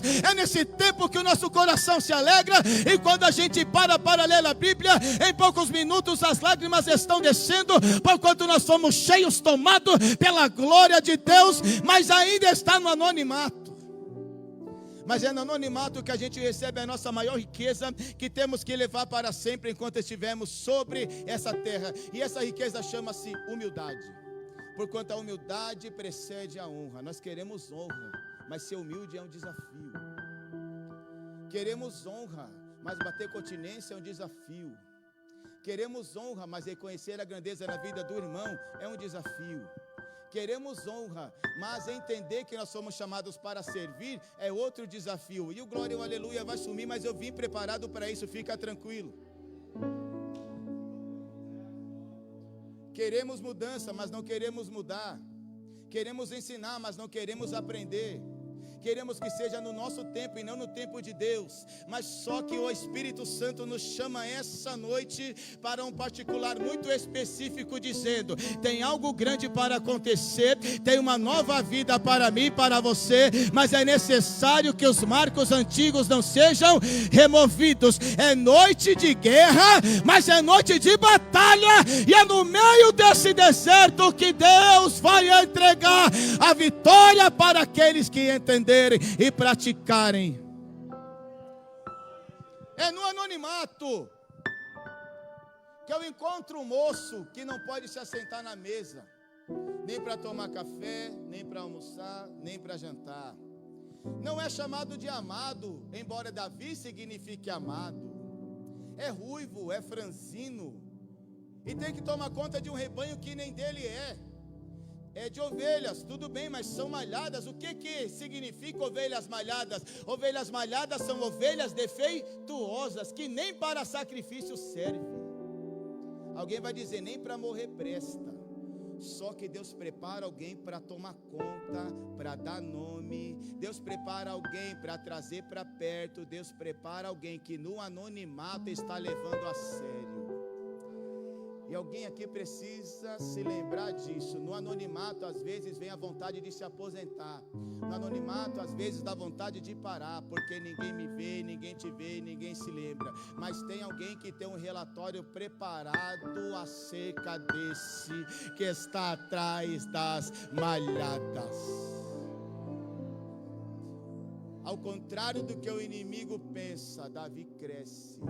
Ao contrário do que o inimigo pensa, Davi desenvolve e aprende a administrar o seu tempo. Atrás das malhadas, chama cada uma pelo nome, não deixa a cega cair, não deixa a manca tombar, e não deixa nem o lobo, e nem o urso, e nem o leão levar embora, porque se necessário for, ele se coloca na frente e fala: antes de tocar na minha ovelha, vai ter que me levar. Entre eu e você, eu sou mais aquele que me chamou. Então quem bate em retirada é você. Entenda isso daqui. Tem alguém que está observando este moço, tem alguém que está preenchendo o relatório, e agora lá no palácio aparece uma oportunidade, porquanto Deus agora rejeitou Saul e trouxe para si, se muniu de um novo rei chamado Davi. O espírito que estava em Saul saiu de Saul e veio para Davi, mas a casa de Saul, que significa o seu corpo, a sua vida, agora é uma casa vazia, e casa vazia tem igreja da casa cheia, mas a casa cheia não vai ligar para a casa vazia, porque a casa cheia tem contato com o céu e ele não pede essa riqueza por nada. Entenda o que vai acontecer aqui. Alguém agora vai bradar dentro do palácio dizendo: tem que ter alguém que toca. Tem que ter alguém que toca.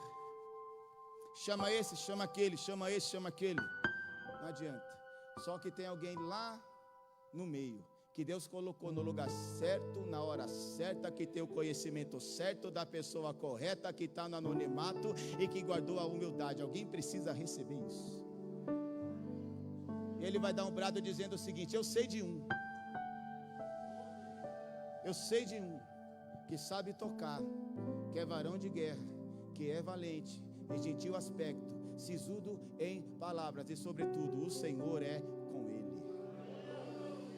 Meu Deus. Entenda que Deus está dizendo o seguinte: quando eu achar necessário, eu mudo o número da senha. Quando eu achar que o tempo chegou, eu troco o número da senha. Alguém precisa receber isso daqui. No anonimato. Agora ele vai para a popularidade. Só que ele traz a humildade. Por isso ele não se ensoberbece. Por isso ele não se incha. Por isso ele não se deixa levar pelo sucesso. Por isso ele mantém-se com a mesma riqueza que Deus o constituiu. E isso faz com que nos dias de rejeição ele esteja preparado. A ponto de um dia, os homens que com ele lutavam, a ponto de um dia, os homens que com ele marchavam, a ponto de um dia, os homens que com ele gritavam: espada de Deus, espada de Davi, agora se voltam contra ele, quando Ziclag foi saqueado e fala: vamos matá-lo, vamos apedrejá-lo, porque a culpa é sua. Mas quem tem contato com o céu, quem tem contato com o céu, quem já saiu do anonimato, que sobreviveu ao sucesso, a rejeição não vai lhe fazer parar. Sabe por quê? Porque tem contato com o céu. Alguém vai dizer: mas é na rejeição que parece que o inimigo toma força. É na rejeição que parece que a vontade de parar toma mais força. Você acha que o inimigo é forte porque ele se levantou? Você acha que o inimigo é forte porque ele quis se amedrontar? Forte é a senhora que não parou. Forte é o Senhor que não voltou atrás. Forte é o Senhor que não tirou a mão do arado. Forte é essa igreja que continua com o joelho dobrado e o nome do Senhor continua sendo glorificado.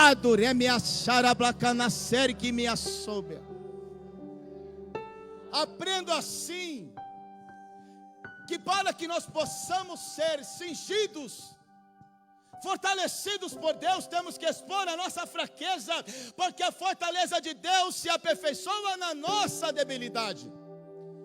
E às vezes Deus permite que nós estejamos no deserto, 400 anos no Egito, e agora vem a linhagem do faraó, que não faz menção de José, não faz caso dele, que não dá valor para o fato de Deus ter usado a vida daquele moço de uma forma surpreendente. Ele simplesmente vê o povo se multiplicar e se assusta, se acha ameaçado e fala: eu tenho que acabar com a raça desse povo. Aumenta a carga deles e muda a dieta.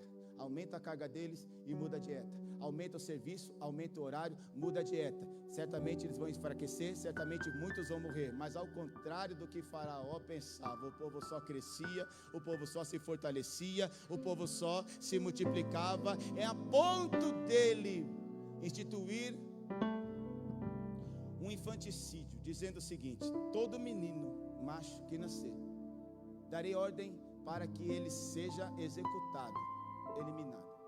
O que me chama a atenção é que agora as parteiras vão se deparar com um casal da tribo de Levi. O nome da mãe é Joquebede. Nasce, pois, ali uma linda criança.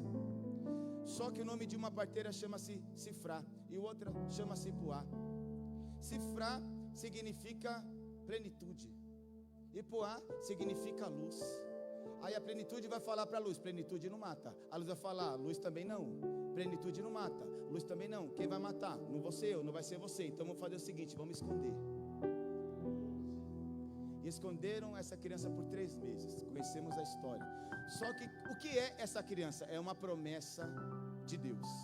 E alguém precisa receber isso. Não se esconde uma promessa por muito tempo. Sabe por quê? Porque promessa faz barulho. Sabe por quê? Porque promessa chama atenção.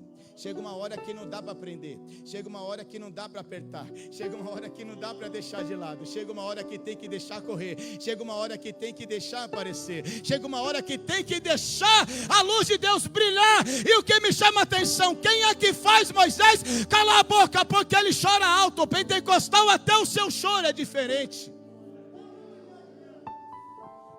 Joquebed agora vai ter uma ideia. Faz o seguinte, vamos fazer um cesto de junco. O que é junco? É planta que não serve para nada, mas quando Deus está no negócio, Deus pega o que não serve para nada e faz nela nascer um propósito. E o que acontece aqui? Fazem, pois, esse cesto, betumam ele, fecham ele, isolam ele, vedam ele por dentro e por fora, colocam a promessa lá dentro e deitam, pois, no leito do rio Nilo. O que me chama a atenção é que o rio Nilo, ele é composto por fortes correntezas e também é tomado por grandes crocodilos, que alguém vai dizer que eles chegam a pesar 600 quilos e chegam a ter 6 metros de comprimento. Uma bocada só, não tem mais cesto, não tem criança, não tem mais nada. Mas quando Deus está no negócio, não tem correnteza, não tem predador, não tem má notícia, não tem fofoqueiro, não tem faraó, não tem nada que pare, porque Ele está no controle de tudo. O que me chama a atenção é que o mesmo Deus que está no controle do cesto é o mesmo Deus que está no controle da correnteza. E o mesmo Deus que está no controle da correnteza é o mesmo Deus que está no controle dos crocodilos. O que me chama a atenção é que quando Deus quer, Deus acelera a correnteza, mas quando Deus ordena, a água para. E eu daria glória se eu fosse você. Sabe por quê? Deus está dizendo para alguém: eu vou dar ordem e o teu cesto vai parar. Eu vou dar ordem, a correnteza vai cessar. Eu vou dar ordem e o meu tempo vai chegar. Eu vou dar ordem e uma nova notícia está para chegar. Eu vou dar ordem e o que você semeou, você vai colher. Eu vou dar ordem porque o teu trabalho na minha presença não é em vão. Xanebicala serme. Deus dá ordem e a correnteza para. E quando a correnteza para também o cesto. E o cesto vai parar justamente onde a filha de Faraó está a se banhar. Mas a ordem é para matar. Mas quando Deus está no controle, até quem quer matar vai cuidar. Até quem quer falar mal vai abençoar. Quando Deus está no negócio, alguém se levanta para atrapalhar, mas Deus usa a vida dele, Deus usa a vida dela para ajudar. Eu daria um glória mais alto, sabe por quê? Deus está dizendo: eu vou contrariar o entendimento. Eu vou contrariar a circunstância e o curso normal da situação, porque sou eu que estou no controle das estações do tempo. Eu sinto a glória aqui. Entenda isso daqui. De uma forma até infantil, você me perdoe por alguns instantes, mas parece que eu estou vendo a filha de Faraó se deparando com aquele menino barulhento, chorão. Ela olha, fala assim: é hebreu. E na hora sua mente, seu coração fala: tem que morrer. Só que na mesma hora o Espírito Santo entra na história e muda o coração dela, muda a mente dela.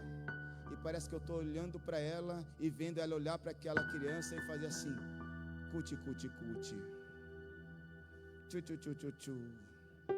Que coisinha mais gostosinha que é da princesinha de Faraó.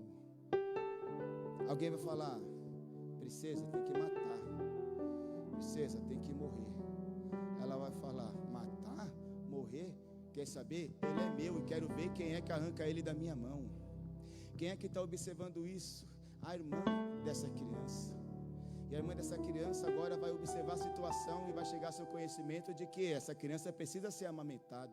E essa criança precisando ser amamentada, sabe o que vai me chamar a atenção? É que essa mesma Miriam, que é a irmã da criança, vai trazer o conhecimento da princesa, da filha de Faraó, e vai dizer o seguinte: tem que amamentar. Você consegue amamentar? Não, eu não consigo, mas eu sei de alguém que pode amamentar. Mais uma vez Deus mudou o número da senha. Não, alguém precisa pegar isso daqui, santo. Alguém precisa entender, parece que tudo vai dar errado, mas Deus é que faz dar tudo certo. Parece que está tudo perdido, mas é Deus que faz se encontrar os pontos. Remiacala Sergue. Eu tenho uma palavra profética para entregar para alguém aqui.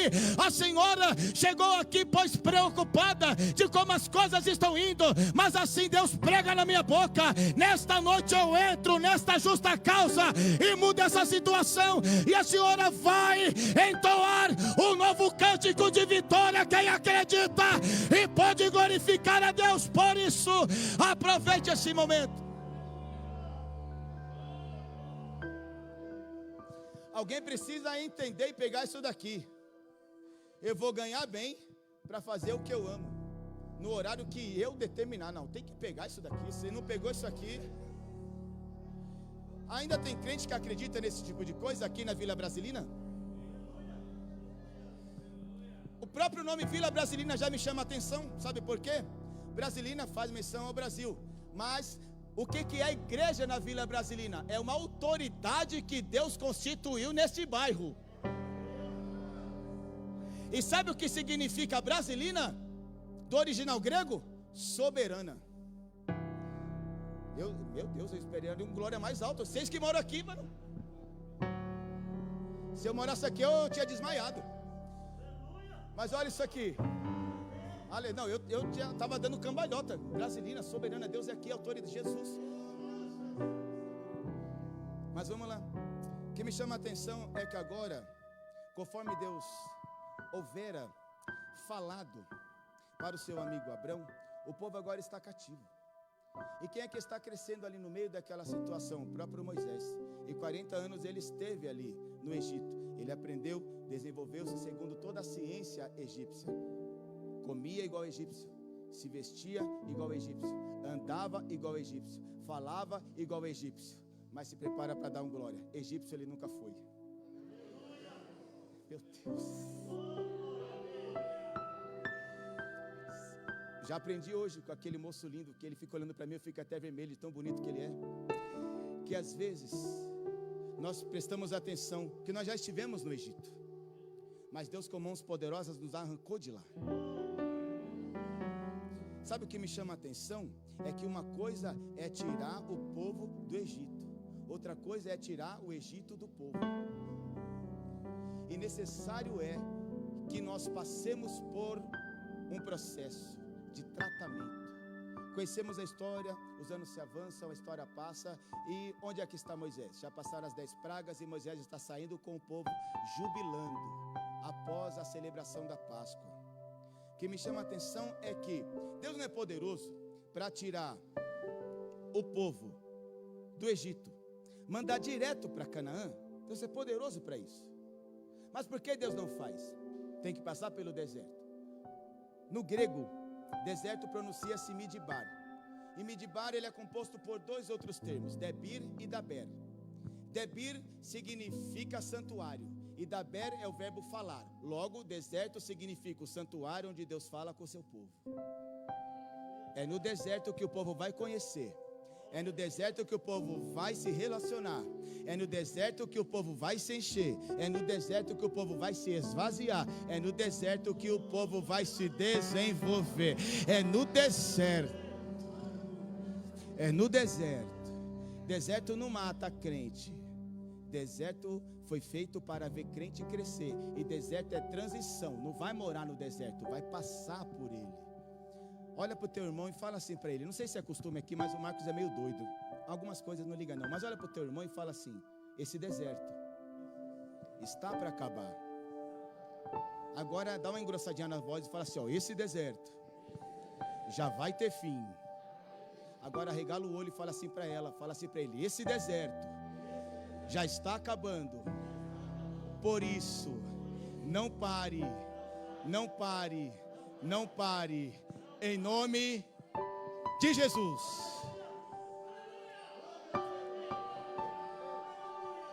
Nesse mesmo pensamento, olha para o teu irmão de novo, é a última vez, eu prometo. Olha para o teu irmão de novo e pergunta assim para ele: você vai parar? Agora responde assim para ele, responde assim para ela: nem a pau. Glória a Deus. É no deserto. É no deserto.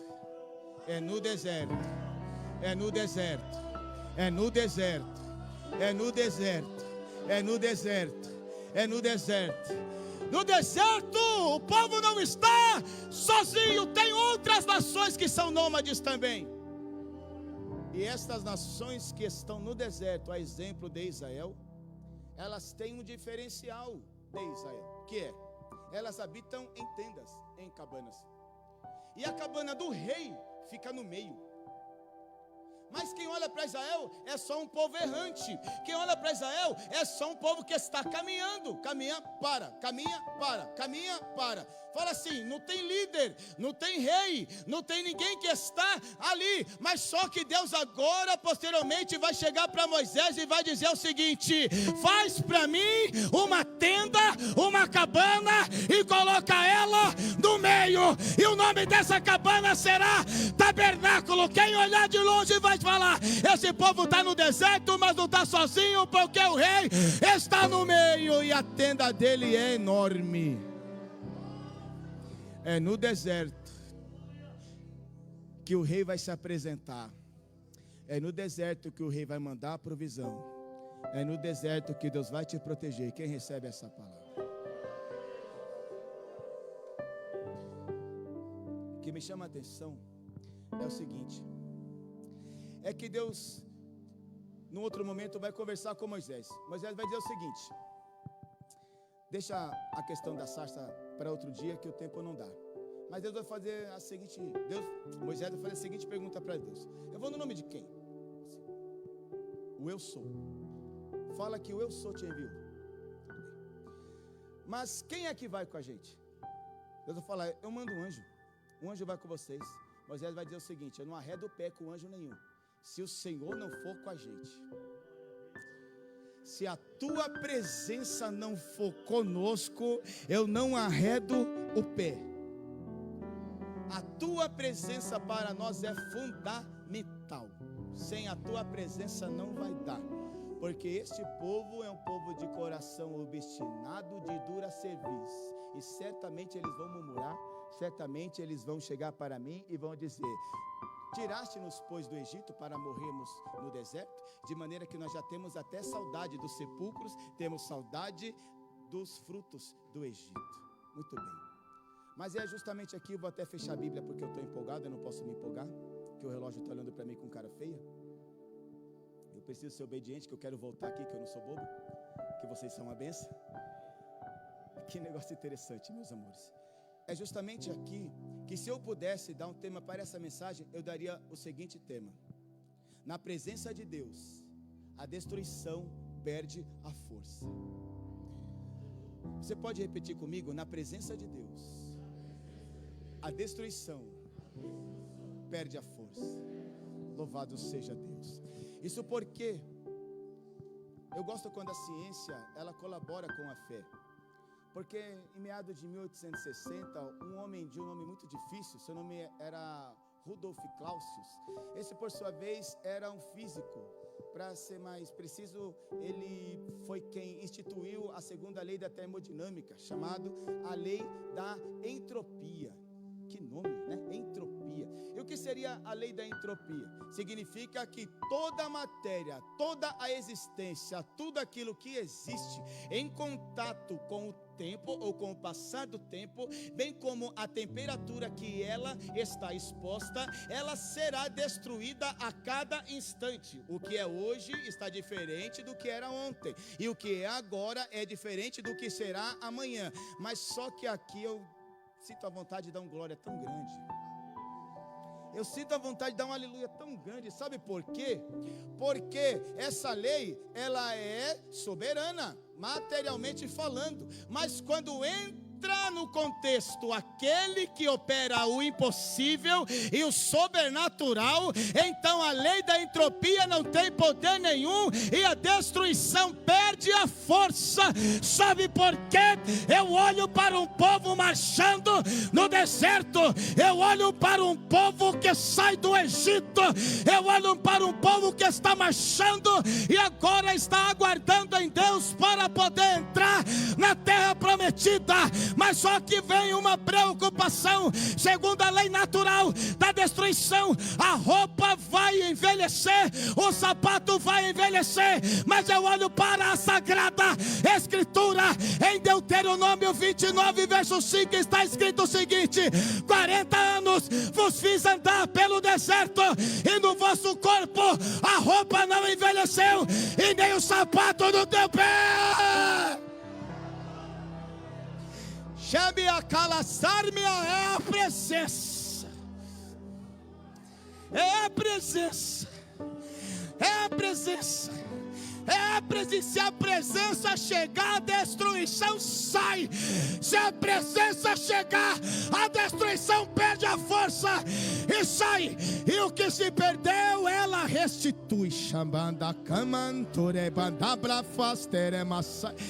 E quando é que a presença quer ficar? Ela quer se relacionar de dia e de noite. De dia e de noite. Deus está dizendo: eu tenho pressa de trabalhar na tua vida. Marcha de dia, marcha de noite. Marcha de dia, marcha de noite. Marcha de dia, marcha de noite. Marcha de dia, marcha de noite. Porque eu tenho que marchar. Quem marcha não tropeça. Quem marcha não chega atrasado. Quem marcha não chega adiantado. Quem marcha não chega fraco. Porque a marcha é compassada. Porque a marcha é compassada. Jesus está dizendo para alguém: receba a força para retomar essa marcha agora.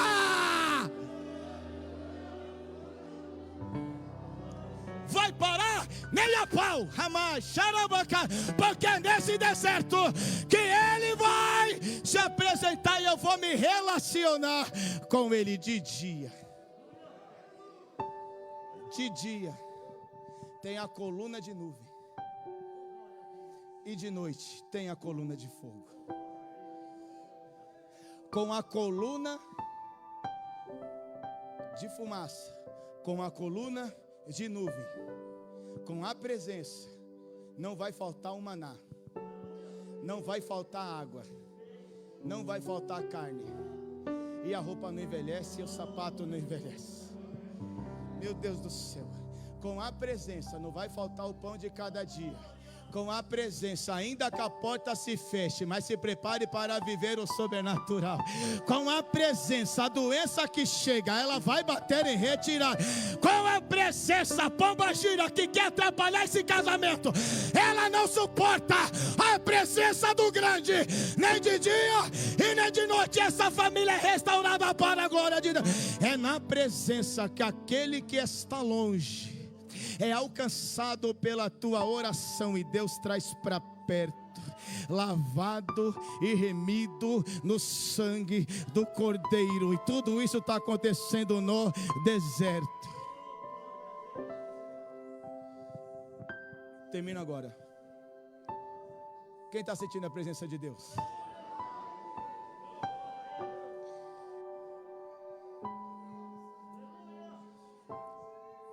Aprendi com o historiador que o povo estava armado no deserto.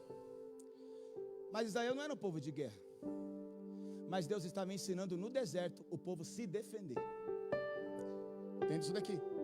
Haverão investidas, mas vocês não serão pegos de surpresa. Trazendo para os nossos dias, porque as nossas armas são poderosas em Deus para destruir fortalezas.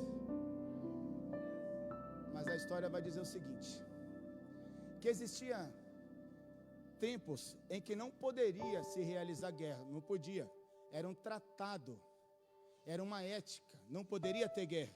Não poderia ter guerra no inverno, não poderia ter guerra em tempo de colheita, e nem poderia ter guerra em tempo de reprodução do gado, não poderia ter guerra. Mas havia, melhor dizendo, um tipo de batalha que, seja o momento que fosse, ela tinha que se estabelecer. Não dava para cancelar. É uma guerra que chegou e que tem que resolver. Por vezes na nossa vida é assim: eu não esperava, mas veio. E se eu fugir, não vai resolver. Se eu passar a bola, não vai resolver. Jesus está dizendo: eu estou aqui para te fortalecer, para você enfrentar, crescer e vencer. Quem está entendendo? Olha isso daqui. Segundo os historiadores, o nome que se dava para essa guerra era a Guerra do Brado.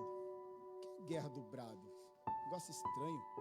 Guerra do Brado era o seguinte: ficavam, pois, 10.000 soldados em 10 fileiras de 1.000 desse lado, e 10.000 soldados do outro lado em 10 fileiras de 1.000. Em que consistia essa batalha? Batalha do brado.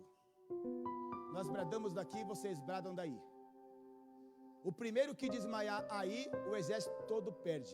O primeiro que desmaiar aqui, o exército todo perde. E aqui já dá uma vontade de dar glória, sabe por quê? Eu posso pedir a tua ajuda? Só pode vir aqui do meu lado, por gentileza. O homem é grande, Jesus de Nazaré. Fica aqui do meu lado. Posso pedir a tua ajuda?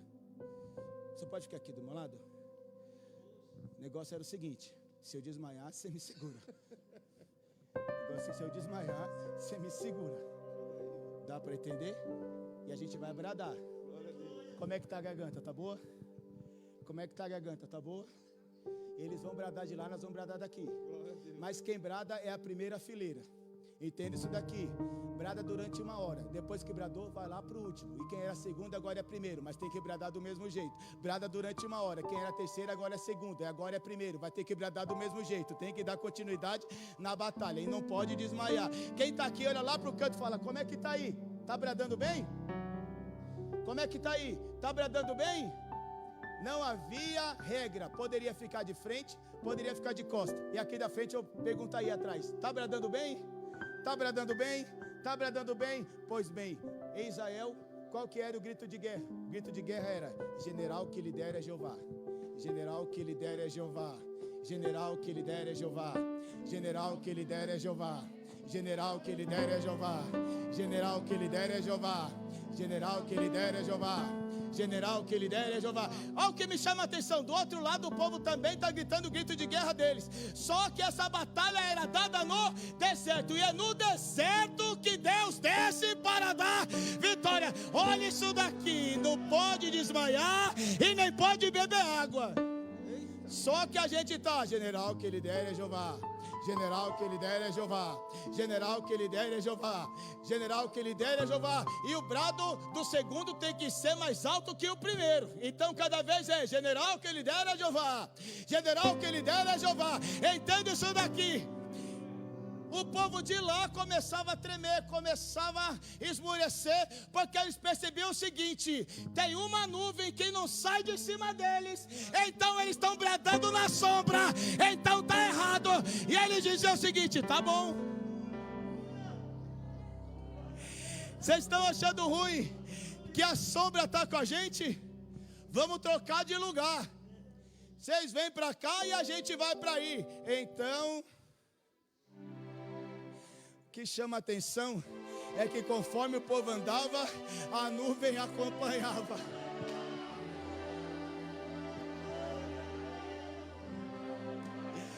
Meu Deus! Conforme o povo andava, a nuvem acompanhava e o povo tinha força para gritar: general que lidera é Jeová. General que lidera é Jeová. General que lidera é Jeová. General que lidera é Jeová. Até que entre eles começavam a desmaiar. E como era a celebração da vitória, não era de qualquer jeito. Vocês perderam, agora vocês vão nos servir. O rei deles tinha que vir até a presença do nosso rei. E enquanto o rei deles passava, cada soldado ficava aqui, em silêncio. Mas quando o rei inimigo entrava pela porta, tinha que se falar bem baixinho: general que lidera é Jeová. General que lidera é Jeová. General que lidera é Jeová. General que lidera é Jeová. O rei vinha até o rei de Israel, ele entregava, pois, a sua coroa. Então eles batiam com a espada no escudo, pá, e batiam o pé e gritavam: general que lidera é Jeová. General que lidera é Jeová. General que lidera é Jeová. General que lidera é Jeová, que nos acompanha com a nuvem no deserto e não nos deixa perecer. É no tempo de guerra, eu termino agora, é no tempo da batalha, que Ele não vai te abandonar, Ele não vai te deixar de lado, vai se relacionar, e o nome do Senhor será glorificado na sua vida, porque na presença de Deus a destruição perde a força. Quem recebe essa palavra, levanta a tua mão. Quem recebe essa palavra, abre a boca. Quem recebe essa palavra, se lembre o que escrito está: a boca fala do que o coração está cheio. Solta esse glória, solta esse aleluia, porque Ele é digno. Eu vou entregar o microfone, mas a adoração é por sua conta. Que Deus nos abençoe, foi uma grande honra. Louvado seja o Eterno para sempre. Glória a Deus.